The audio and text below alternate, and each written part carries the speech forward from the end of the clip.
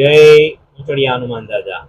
એકવાર એક વટે માર્ગુ જતો હતો તો એને તરસ લાગી. રસ્તામાં કૂવો આવ્યો. કૂવો એક સુંદર સ્ત્રી પાણી ભરતી હતી. તો વટે માર્ગુ ત્યાં જઈ અને કીધું કે બેન, એક ગ્લાસ પાણી આપશો? તો સ્ત્રીએ એને પાણી પાયું. પછી એ ભાઈએ પૂછ્યું કે બેન, સ્ત્રીઓના સ્વભાવ વિશે હું જાણી શકું?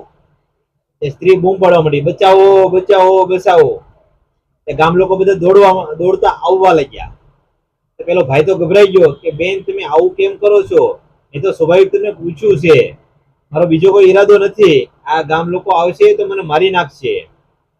પછી સ્ત્રીએ જે ડોલમાં પાણી હતું એ બધું ઉપર માથા ઉપર રેડી નાખી ભીજાઈ ગઈ. ગામ લોકો આવ્યા તો કીધું કે શું છે? તે સ્ત્રીએ કીધું કે હું આ કૂવામાં પડી ગઈ હતી, આ સજ્જન પુરુષે મને બચાવી છે. તો ગામ લોકોએ તેનો આભાર માન્યો, એને તેડી લીધા અને ખૂબ ખૂબ એનો આભાર માન્યો. ગામ લોકો જતા રહ્યા. પછી સ્ત્રીએ પુરુષને કીધું કે જોયું ભાઈ, એક સ્ત્રી જો ધારે તો માણસને બરબાદ પણ કરી શકે, અને એક સ્ત્રી જો ધારે તો માણસને તારી પણ શકે.